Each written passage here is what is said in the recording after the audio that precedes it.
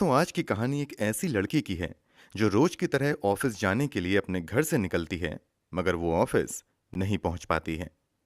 50 दिनों की पुलिस की जांच के बाद भी पुलिस को लड़की का कोई सुराग नहीं मिलता है। मगर फिर एक दिन पुलिस वालों को जांच के क्रम में एक गाड़ी के अंदर एक बूंद खून बरामद होता है, और इस एक बूंद खून से पुलिस को गायब हुई लड़की से जुड़े सभी सवालों के जवाब मिल जाते हैं। तो आखिर कैसे एक बूंद खून से गायब हुई लड़की के रहस्य का खुलासा होता है, जानने के लिए इस वीडियो में आखिर तक बने रहें। यकीन मानिए, जब आप पूरी कहानी और इस कहानी के पीछे की पूरी साजिश के बारे में जानेंगे तो शॉक्ड रह जाएंगे। कहानी मुंबई की रहने वाली कीर्ति व्यास नाम की लड़की की है। 28 साल की कीर्ति मुंबई के ग्रांट रोड स्थित भारत नगर रेजिडेंस में अपने परिवार वालों के साथ रहा करती थी। पढ़ाई खत्म करने के बाद कीर्ति ने मुंबई के अंधेरी वेस्ट स्थित मशहूर ब्यूटी ब्लंट सैलून में काम करना शुरू कर दिया था। यहां कीर्ति फाइनेंस डिपार्टमेंट में काम करती थी। रोज की तरह ऑफिस जाने के लिए 16 मार्च 2018 को भी कीर्ति सुबह के 9 बजे अपने घर से निकलती हैं और वहां पर पहले से गाड़ी लेकर इंतजार कर रहे दो दोस्तों के साथ ऑफिस की ओर निकल जाती है। कीर्ति के घर वाले भी अपने अपने काम में बिजी हो जाते हैं। अभी दिन के लगभग 11:30 बज रहे थे। तभी कीर्ति की मां घर के वाईफाई का पासवर्ड पूछने के लिए कीर्ति को फोन करती हैं। पिछली रात ही कीर्ति ने घर के वाईफाई का पासवर्ड बदला था। कई प्रयास के बावजूद कीर्ति की मां कीर्ति से संपर्क नहीं कर पाती हैं, क्योंकि कीर्ति का दोनों मोबाइल लगातार स्विच ऑफ आ रहा था। कीर्ति की मां को लगता है कि शायद कीर्ति काम में बिजी होगी, इसलिए उसने मोबाइल स्विच ऑफ कर लिया है। इसलिए वो भी कीर्ति को फोन करना छोड़ देती हैं और अपने काम में लग जाती हैं। अब शाम हो चली थी। कीर्ति के ऑफिस से वापस आने का समय हो चुका था, मगर वो समय पर ऑफिस से वापस नहीं आती हैं। जब समय कुछ ज्यादा हो जाता है तो परिवार वालों को कीर्ति की चिंता सताने लगती है, और वो अब कीर्ति के ऑफिस में फोन करके कीर्ति के बारे में पता करते हैं। यहां से उन्हें चौंकाने वाला जवाब मिलता है।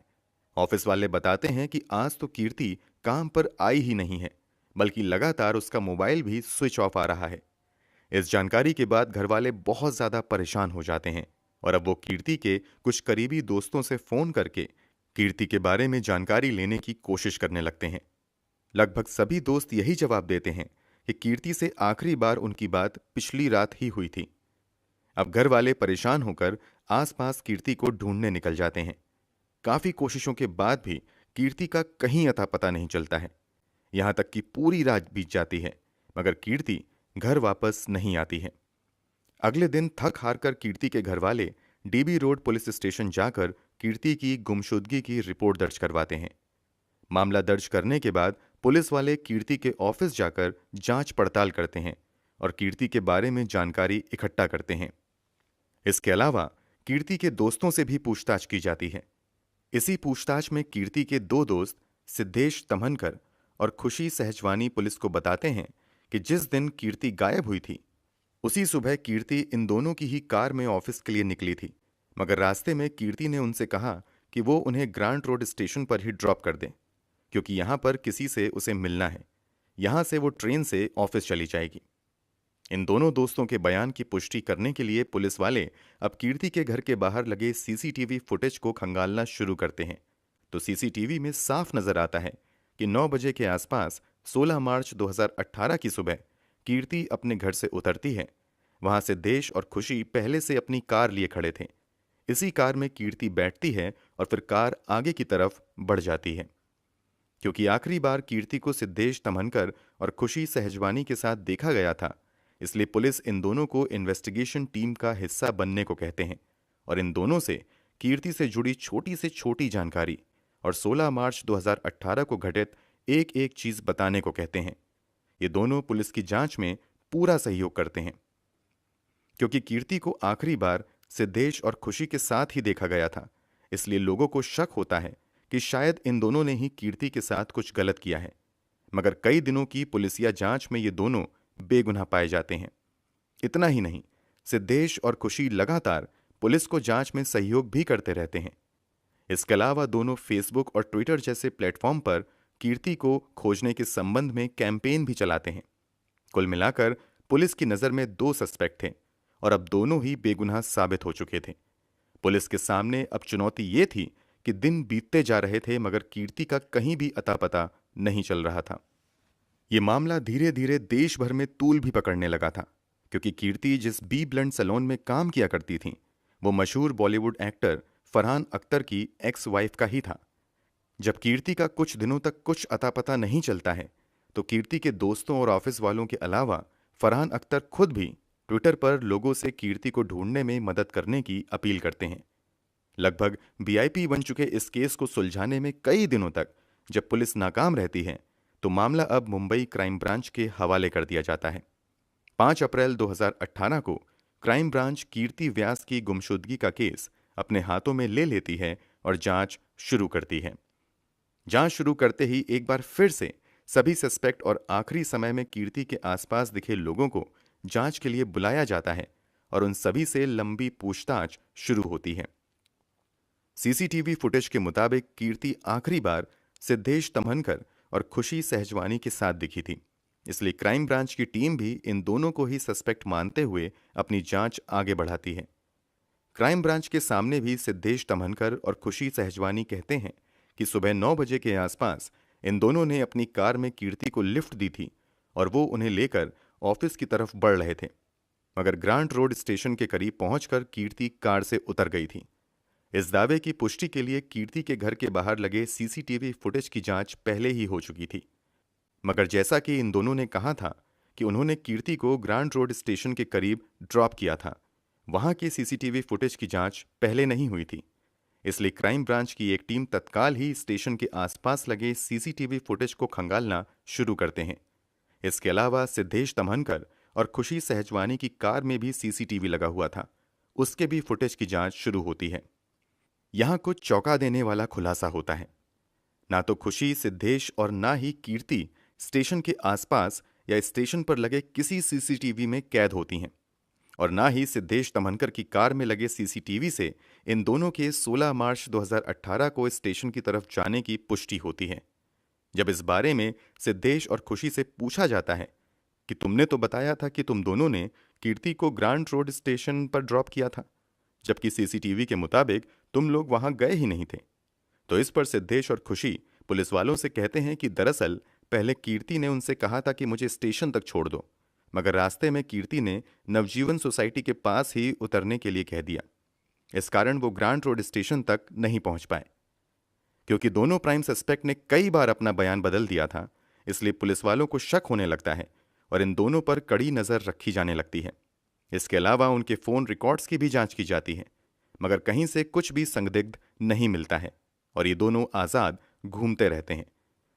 अब कीर्ति को गायब हुए लगभग 50 दिन से ज्यादा हो चुके थे, मगर कहीं भी कीर्ति का अता पता नहीं था।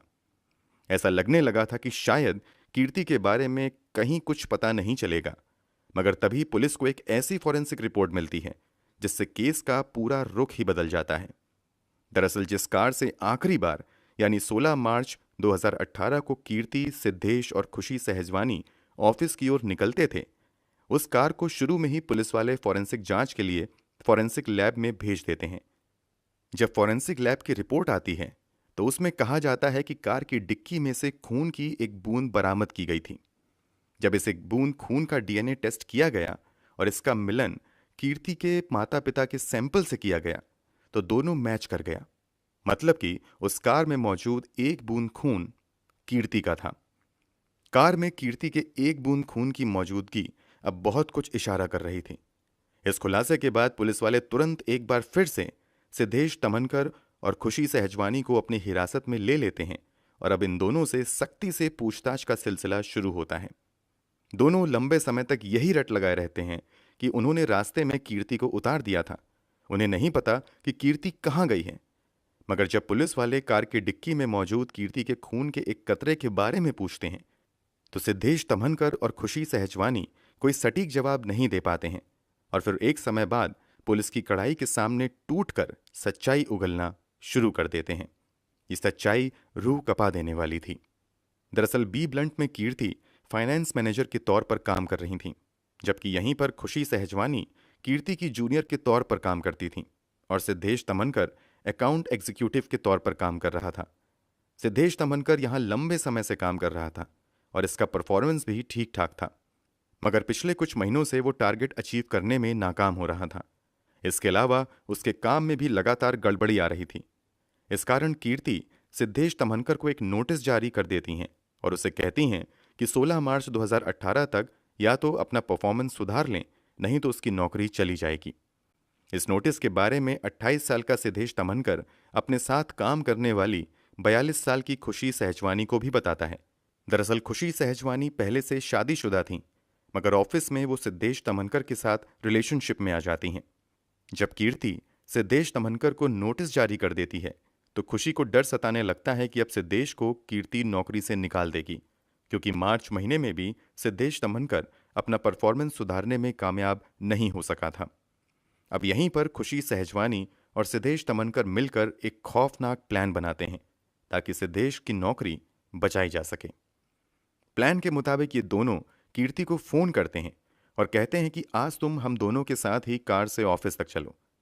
पहले रोजाना कीर्ति ट्रेन से अपने ऑफिस जाया करती थी।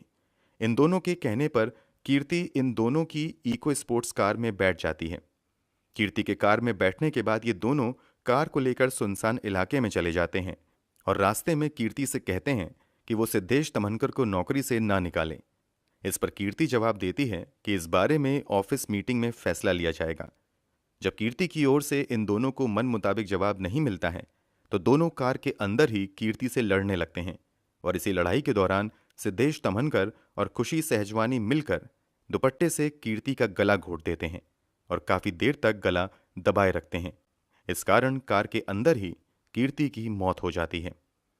कीर्ति की मौत होने के बाद ये दोनों अब लाश को ठिकाने लगाने के प्लान में लग जाते हैं, मगर सब कुछ नॉर्मल लगे इसलिए ये दोनों कार के शीशे को सनरूफ से ढक देते हैं और कीर्ति की लाश को कार के अंदर ही छोड़कर ऑफिस चले जाते हैं। फिर वहां से वापस आकर कार को एक सुनसान इलाके में ले जाते हैं और पहले तो कार के अंदर ही कीर्ति के शव को 3 टुकड़ों में काटते हैं और फिर तीनों टुकड़ों को अलग अलग जगह पर फेंक देते हैं।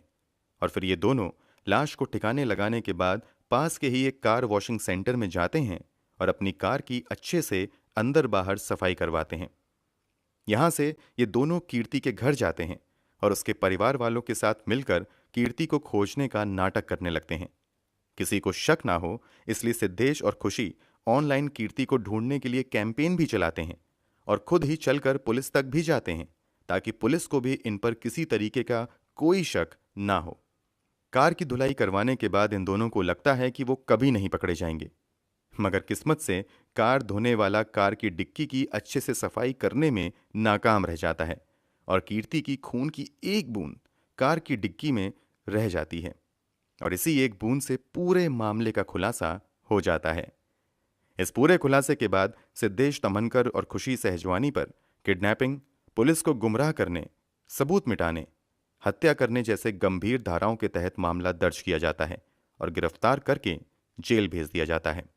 फिलहाल इस केस की स्थिति के बारे में बात करें तो बेल पर खुशी सहजवानी जेल से बाहर आ चुकी हैं, जबकि सिद्धेश तमनकर अभी भी जेल में हैं। वहीं पुलिस आज तक कीर्ति के लाश के टुकड़ों को बरामद नहीं कर पाई है। दोस्तों, इनके किए की सजा तो इन दोनों को अदालत में मिल जाएगी, मगर आपके अनुसार सिद्धेश तमनकर और खुशी सहजवानी को क्या सजा मिलनी चाहिए, कमेंट बॉक्स में जरूर बताएं। अगर आपको हमारी मेहनत पसंद आई हो तो इस वीडियो को लाइक करते हुए शेयर भी करें।